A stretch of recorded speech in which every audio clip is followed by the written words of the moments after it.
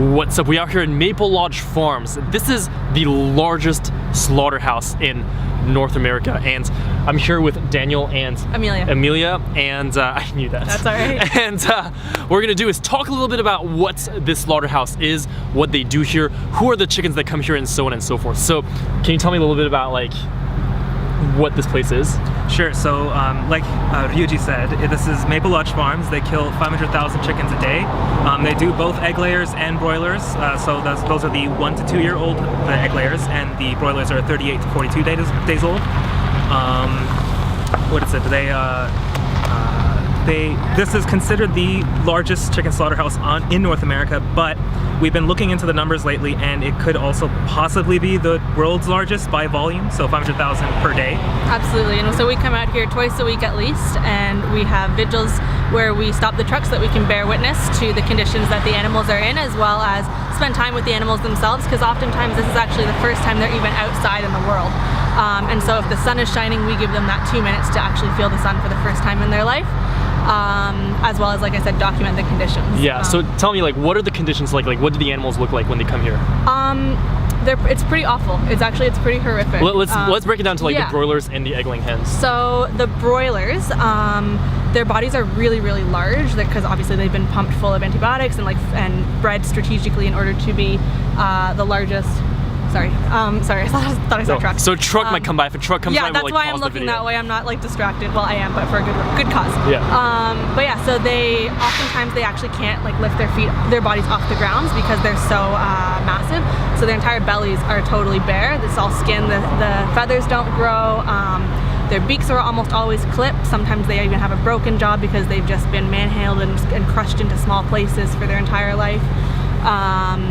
Their feet are usually their legs can be broken, and they can't even really support their own weight, unfortunately. And then the egg layers, I personally find some of the hardest to look at. I've done a lot of activism in all sorts of parts of the world, and it's some of the most horrific things I've seen, because they are these women that their bodies have been nothing but exploited for the last 3 years constantly. And so they are just broken shells of an animal, and it's pretty hard to see. I think it's a pretty bleak picture to look at most of the time. I mean, Daniel, you told me that when those egg-laying hens come, they're basically their body's really brittle. Yeah, you can hear their bones shaking. When they're moving, it's like a shuffling, and there's very little room. The egg-laying crates specifically are very stout. So there's just no room to move at all. Yeah. And just to get an idea, where do those animals come from? They come from all over the place? Yeah. The broilers, they come from all over Ontario. I've not seen any American trucks for the broilers specifically, but the egg layers are a different story. 99% of Ontario's egg-laying hens are killed right here every single day. And then the other egg-laying hens we've seen are from trucks from New York State, Ohio State, Pennsylvania.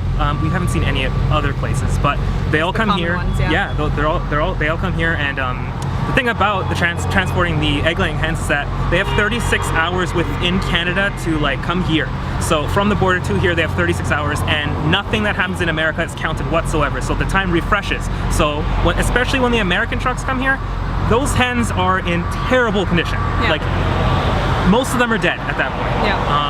And it's not an uncommon sight to see multiple dead ones in a crate, or even eggs in a crate, yolk falling from the bottom. It's absolutely, it's devastating. Yeah, and you said that they don't have to divulge their numbers or anything. Oh no.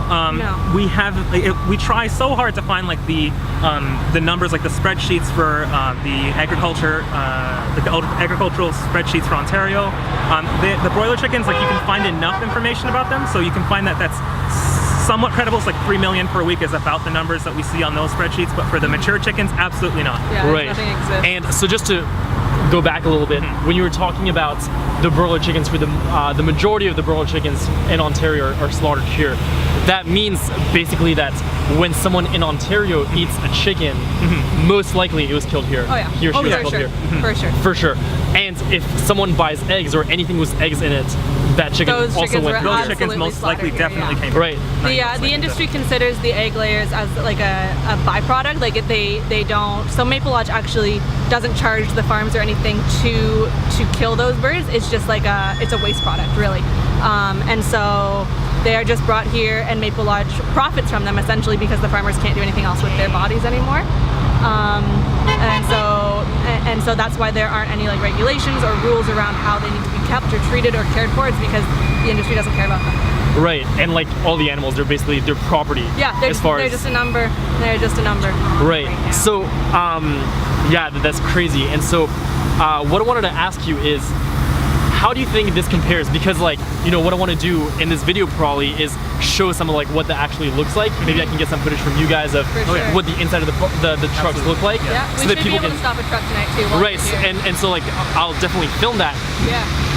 How do you think this compares to other slaughterhouses, like maybe around the country or like around the world? Because many people could see this video and be like, oh yeah, but this is just like the huge one. Yeah. Where blah blah blah blah blah. Yeah. But really, like this represents what happens everywhere. For sure. I'll say from myself personally, I've only been doing vigils for a couple months now, and in the back of my mind, I sometimes thought, you know, what if I'm only hearing like and seeing online like the bad pictures, like the worst of the worst, right? Like what if it's not all that bad? And then I started coming here and to other slaughterhouses, and I was like, no, every single one is just about as terrible.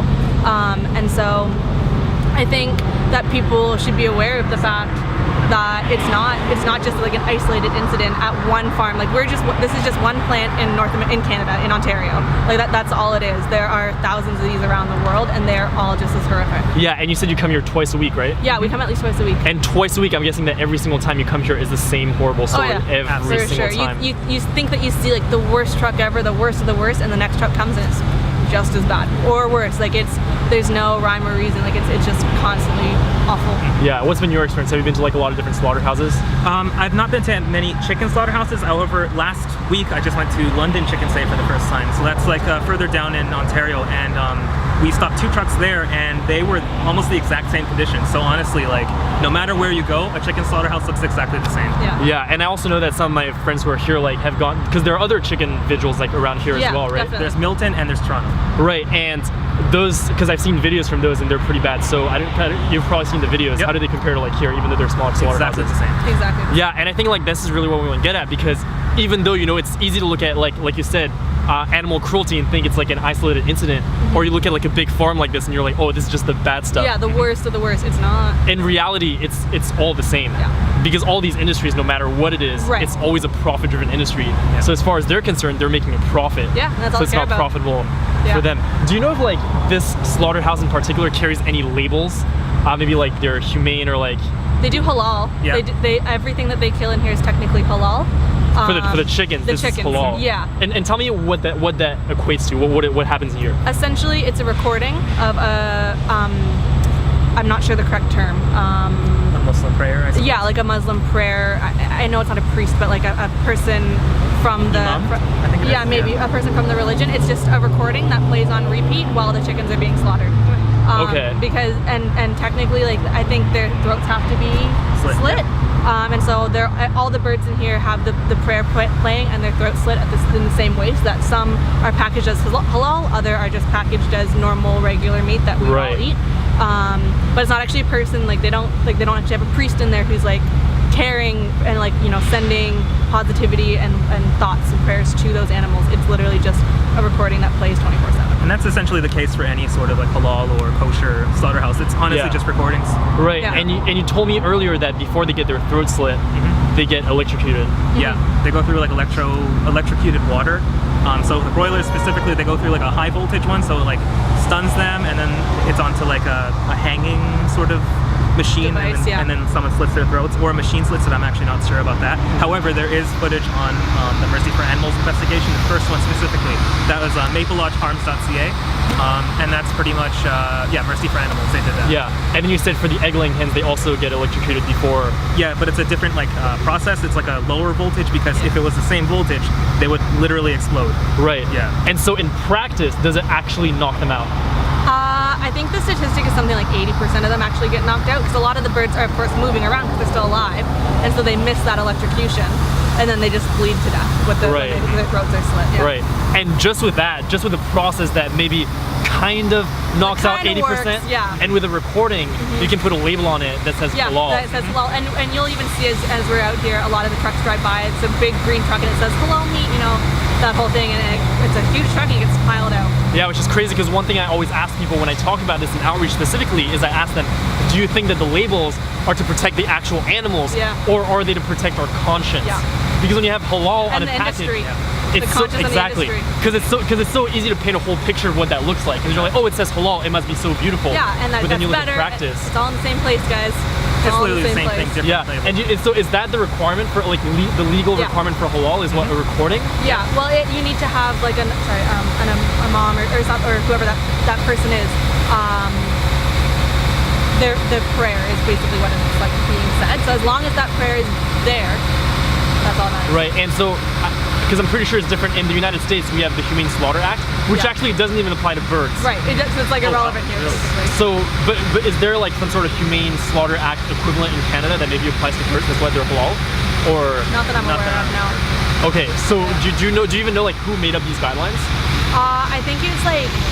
I'm actually not 100% positive, so I don't want to like speak on Got something it, I got don't it. totally know. But as far as I'm aware, like the poultry, so like chickens, turkeys, ducks, all those kinds of things, those kinds of animals, there are close to no rules requirements around how they're slaughtered or transported, any of it. Right, and so to come back to what the birds look like when they get here. Yeah. Generally, when we come out here, how long are you here for? 2 hours? A couple hours. Yeah. A couple hours, and Sometimes we do like all days, but typically it's like. got it. And how many trucks do you see in about 2 hours usually? It So varies. on Mondays, it's usually just like the American trucks, so we see like 2 or 3 in the evenings. And then on Friday mornings, it's more like 12 to 15. Yeah, in about 2 hours. Yeah. Wow. And how many? Can you estimate how many birds are in one truck? Yeah. It's Oh. about 10,000. Yeah. 10,000. 10,000 one truck. Yeah. Which is insane if you think about it. Oh, yeah, I mean, it's like massive. these animals are like we talk about the whole lives. Like oftentimes when we talk about animal cruelty and how these animals are raised, we talk about the whole process of like how they're born, the hatchery, et cetera, et cetera, et cetera. But one thing that I love about vigils, well, I don't love it, but one thing that's powerful about vigils is that we get to see the conditions in which they travel between the farm and the slaughterhouse, which, like you said, is the only time that many of these animals see sunlight. Yeah. And it's crazy to see how crammed they are for days and days and days. So I'm guessing, like, how many days did it take them to get from New York to here with all the regulations and, like, I don't know what? It can be like up to 2 days, or to a couple hours, up to like a couple of days. Yeah. A couple days, and that's a couple days for them with no food or water. No food, Oh, yeah. water. The ones in the middle of the trucks don't even have fresh air circulation because the ones on the outside, you get less and less as you go in the middle. So yeah, it's bad. It's pretty horrific. Yeah, and in some cases, do you know if like the trucks are cleaned between trips? I don't know. I think they are cleaned when they get in here. Yeah, they're usually like washed down with water. Got it. here. Because I saw in the videos from like the other slaughterhouse, I don't know if you guys saw this, that in some of the trucks, they'll have like chicken legs just like Yeah. hanging out. Oh, yeah. Do you know what happened? Like, how does that happen? I think it depends on like the driver, like the vigilance of the driver themselves, the person like transporting the carrier. And so if they don't really care to wash it out or don't care to check that it's been washed out, a lot of things get missed, especially when you're dealing with massive numbers like 500,000. Right. In terms of the actual chicken feet being in the crates, it's because when they're taking them out of the crates, sometimes their feet will get caught and they just don't care. Got it. Got it. Cool. Yeah, it's pretty And yeah, I mean, is there anything else that you think that people should know about this place or anything related to this? One of the things that I always like to say is that like even cutting back on what you're eating, like reducing like your animal product intake has a significant difference. Like even if you remove the meat from your plate like once a day, once a week even, like that like has such an impact on this industry. Like it's massive. So like I don't know, if people come out here and saw what we see, which everyone should do, everyone should come to a slaughterhouse. There's safe movements all over the world. You can physically see what you're contributing to, and it's awful. Like I don't know many people that can see what we see and be like, oh yeah, that's cool. Yeah, because it's so easy to be detached by that. But I think at the end of the day, like the thing that we all realize, the reason why we're here is because we realize that when we eat certain products and we eat animal products, that actually literally contributes to the suffering and death It is a direct. of a sentient being. There's oh, sorry, go on. No, go ahead. There's a statistic, it's something like every year, each person in Canada eats about 26 chickens. So by not eating chicken at all, you're saving literally 26 spaces. And those 26 spaces won't be filled because there's not the demand for them. by Because- one person. yeah. Like just one person can do One that. person can save 26 chickens by not eating them at all. Like it's massive. And another thing I want to say, like Yeah. just like a send off, is Yeah. eggs have victims, like Yeah. absolutely 100%. Absolutely. Yeah. Yeah. Be aware. Eggs are not cruelty free. Yeah, because after having been to this slaughterhouse and being to other slaughterhouses, like slaughterhouses that slaughter cows, for example, Yeah. we'll see that like the egg-laying hens and the broiler chickens, the Yeah. ones who are raised for meat, they end up at the same slaughterhouses. Yeah. The cows that are raised for meat and All the same dairy place. cows, they end up at the Yep. same slaughterhouses. And Right this here. is your free range, this is your organic eggs. Yeah. This is your all that. backyard chickens, like all of it. They all get slaughtered. 99% of Ontario chickens all end up here, the egg-laying hens. Yeah, and I mean, I really think that because this is really a reality, that one thing that's so powerful about being at vigils, like right now we're literally at the slaughterhouse, so whatever anyone else says, people can watch videos, Yeah. people can read the website and stuff like that, but this is actually like really confronting reality. So everything that they've shared here is what happens. They come here, like we said, like every single week, twice a week, Yeah. and this is the same story over and over again. and over, month after month, year after year. And this is what happens to animals all around the world, to billions of animals all around the world every single day, because as consumers and as a society, we keep paying for it. Yeah, Yeah. you vote with your dollar. If there's not a demand for it, the supply disappears. Yeah. So, like, you have a choice every day, 3 times a day. Right, awesome. So thank you so much for being in the video. Oh, I yeah. Yeah, of appreciate it course. so much. Oh, This yeah. was amazing. So thank you for watching. We really appreciate it.